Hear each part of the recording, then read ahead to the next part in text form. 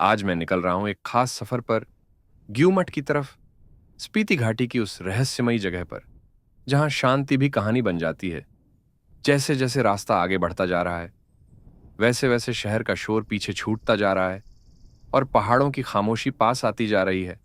यह सफर सिर्फ रास्तों का नहीं है, यह सफर अंदर तक जाने का है।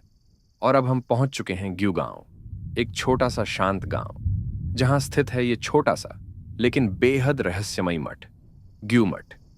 यह कोई बड़ा मठ नहीं है, ना ही कोई भव्य इमारत, लेकिन इसकी पहचान इसके आकार से नहीं, इसके रहस्य से है।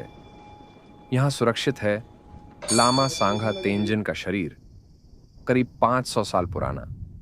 यह शरीर किसी केमिकल से नहीं, किसी मशीन से नहीं, बल्कि प्राकृतिक रूप से संरक्षित है। यह कोई मूर्ति नहीं है, यह कोई मॉडल नहीं है, यह एक वास्तविक मानव शरीर है। कई सालों तक यह शरीर एक साधारण कमरे में रखा हुआ था। लोग इसे सिर्फ एक साधु की समाधि मानते थे। लेकिन साल 1975 में यहां एक भूकंप आया, दीवारें टूटी, संरचना गिरी, और तभी दुनिया ने पहली बार इस शरीर को सही तरीके से देखा। इसके बाद वैज्ञानिकों और रिसर्चर्स ने जांच की और पाया कि इस शरीर पर किसी भी तरह का केमिकल ट्रीटमेंट नहीं किया गया था। यानी ये एक नेचुरल ममिफिकेशन है, प्राकृतिक ममीकरण, जो आज भी विज्ञान के लिए एक रहस्य बना हुआ है। कहा जाता है कि लामा सांगा तेंजिन एक महान बौद्ध साधु थे।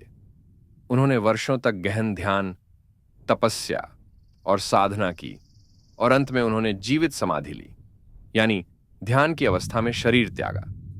आज भी वैज्ञानिक पूरी तरह यह नहीं समझ पाए हैं कि बिना केमिकल, बिना तकनीक, एक मानव शरीर 500 साल तक कैसे सुरक्षित रह सकता है। जब आप यहां खड़े होते हो तो कुछ अलग महसूस होता है। आवाज अपने आप धीमी हो जाती है, मन शांत हो जाता है और सोच गहरी हो जाती है। स्थानीय लोग मानते हैं कि यह जगह सिर्फ देखने की नहीं है, यह महसूस करने की जगह है। यह जगह फोटो के लिए नहीं है, यह शांति के लिए है। ग्यू मठ हमें यह सिखाता है कि असली ताकत शरीर में नहीं, मन में होती है। असली शक्ति बाहर नहीं, अंदर होती है।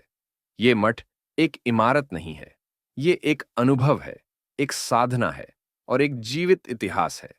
अगर आप कभी स्पीति घाटी जाए तो ग्यू मठ को अपनी लिस्ट में जरूर रखना, क्योंकि कुछ जगहें व्लॉग के लिए नहीं होती, जिंदगी के लिए